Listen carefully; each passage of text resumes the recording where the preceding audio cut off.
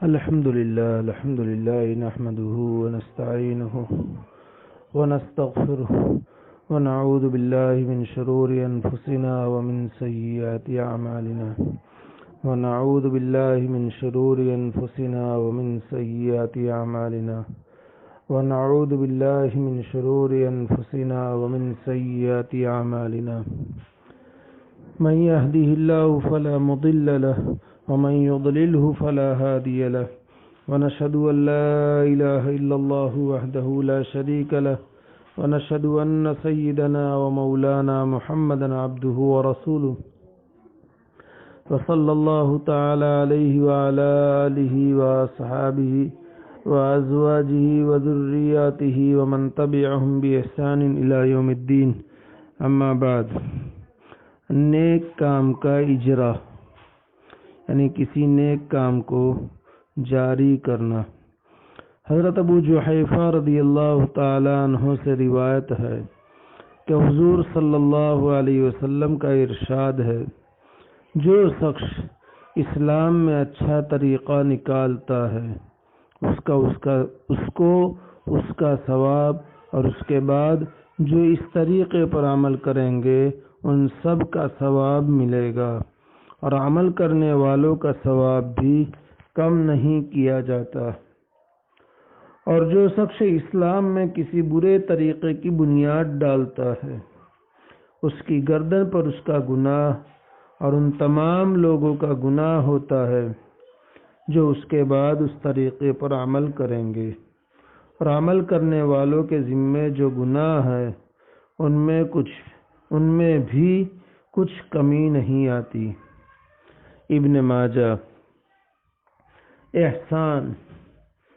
حضرت حذیفہ رضی اللہ تعالی عنہ سے روایت ہے کہ رسول اللہ صلی اللہ علیہ وسلم نے ارشاد فرمایا، تم دوسروں کی دیکھا دیکھی کام کرنے والے مت بنو، اور نہ یہ کہ کہنے والے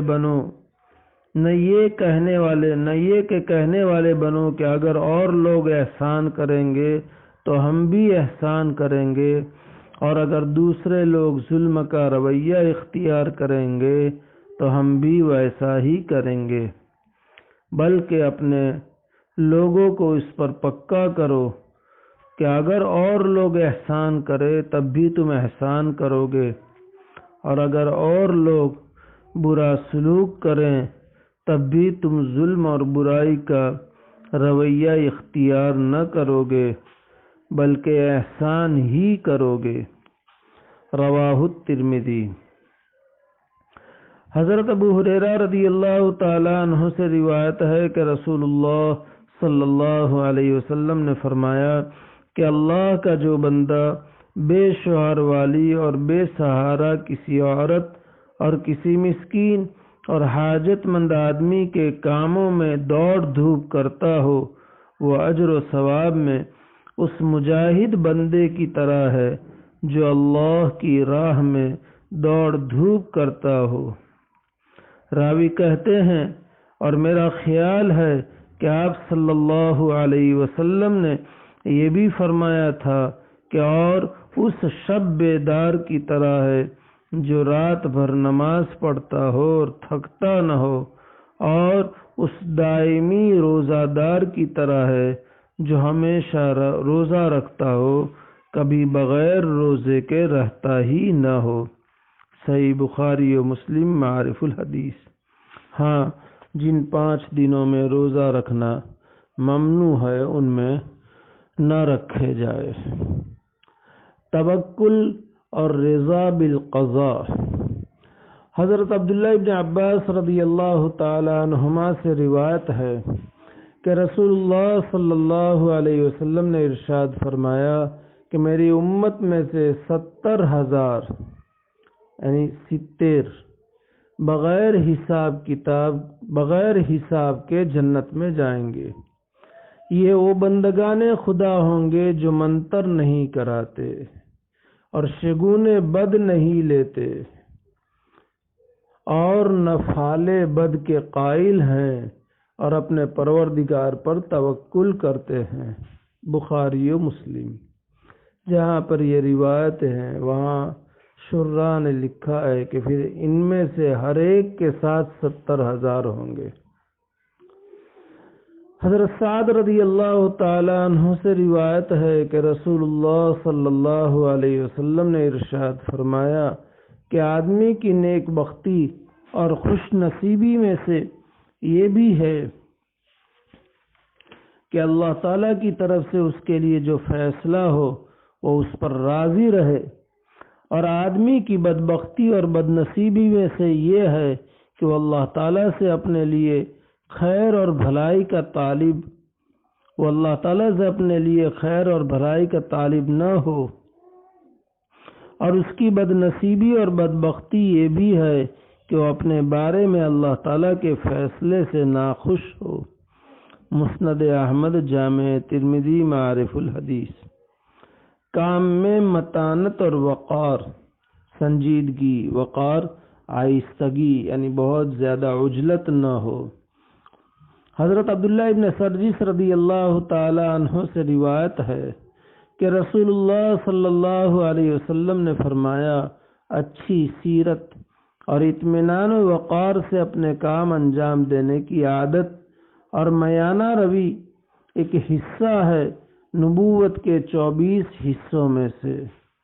جامع ترمذی، معارف الحدیث۔ صدق مقالی اور انصاف۔ حضور صلی اللہ علیہ وسلم ارشاد فرماتے ہیں کہ میری امت اسی وقت تک سرسبز رہے گی جب تک کہ 3 خصلتیں اس میں باقی رہیں گی۔ ایک تو یہ کہ جب وہ بات کریں تو سچ بولیں، دوسرے یہ کہ جب وہ لوگوں کے معاملات کا فیصلہ کریں تو انصاف کو ہاتھ سے نہ جانے دے، تیسرے یہ کہ جب ان سے رحم کی درخواست کی جائے تو کمزوروں پر رحم کریں۔ متفق علیہ، ابو یعلا۔ جذبات پر قابو۔ حضور صلی اللہ علیہ وسلم کا ارشاد گرامی ہے کہ جس آدمی میں یہ 3 باتیں نہ ہوں اس کا کوئی عمل کام نہ آئے گا۔ ایک تو یہ کہ وہ اپنے جذبات نفسانی کی باغ ڈھیلی نہ ہونے دے، دوسرے یہ کہ اگر کوئی نادان آدمی اس پر حملہ کرے تو وہ تحمل سے خاموش ہو جائے، تیسرے یہ کہ لوگوں کے درمیان حسن اخلاق کے ساتھ زندگی بسر کرے۔ طبرانی۔ جنت کی ذمہ داری۔ حضور اکرم صلی اللہ علیہ وسلم نے ارشاد فرمایا کہ مسلمانوں، اگر تم 6 باتوں کا ذمہ کر لو تو میں تمہارے لیے جنت کا ذمہ کرتا ہوں۔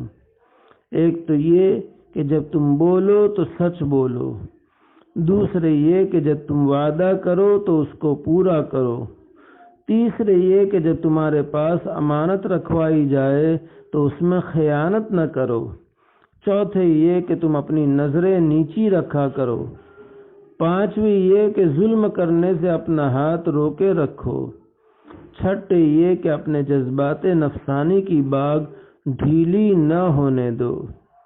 مسند احمد، حاکم۔ جنت کی بشارت۔ ایک دفعہ حضور اقدس صلی اللہ علیہ وسلم نے جنت کا ذکر فرمایا اور اس کی خوبی اور وسعت بیان کی۔ ایک صحابی جو مجلس میں حاضر تھے بے تابانہ نہ بولے کہ یا رسول اللہ صلی اللہ علیہ وسلم، یہ جنت کس کو ملے گی؟ فرمایا، جس نے خوش کلامی کی، بھوکوں کو کھانا کھلایا، اکثر روزے رکھے اور اس وقت نماز پڑھی جب دنیا سوتی ہو۔ ترمذی، سیرت النبی۔ صدق و امانت اور کذب و خیانت۔ حضرت عبداللہ ابن مسعود رضی اللہ تعالی عنہ سے روایت ہے کہ رسول اللہ صلی اللہ علیہ وسلم نے فرمایا، تم سچائی کو لازم پکڑو اور ہمیشہ سچ بولو، کیونکہ سچ بولنا نیکی کے راستے پر ڈال دیتا ہے اور نیکی جنت تک پہنچا دیتی ہے، اور آدمی جب ہمیشہ ہی سچ بولتا ہے اور سچائی ہی کو اختیار کر لیتا ہے تو مقام صدیقیت تک پہنچ جاتا ہے اور اللہ کے یہاں صدیقین میں لکھ لیا جاتا ہے۔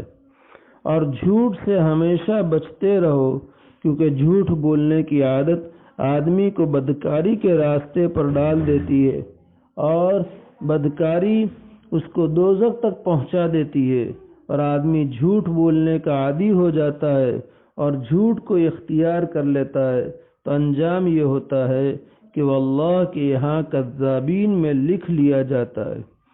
صحیح بخاری اور صحیح مسلم معارف الحدیث۔ اللہ ان پاکیزہ تعلیمات پر عمل کرنے کی توفیق عطا فرمائے، آسان فرمائے، مدد فرمائے۔ اللہ تعالیٰ کا اس کہنے سننے کو قبول فرمائے۔ اللہ تعالیٰ کہنے والے کے لیے، سننے والوں کے لیے، اقوام عالم کے لیے اسے ہدایت کا، نجات کا، امن کا ذریعہ بنائے، فتنوں سے حفاظت فرمائے۔ اللہ تعالیٰ اخلاص کے ساتھ، دل کی عظمت اور عقیدت اور محبت کے ساتھ نبی اکرم صلی اللہ علیہ وسلم کی پاکیزہ تعلیمات اور پاکیزہ سیرت کو بار بار پڑھنے کی، کہنے کی، سننے کی اور زندگیوں میں اپنانے کی توفیق عطا فرمائے، آسان فرمائے، مدد فرمائے۔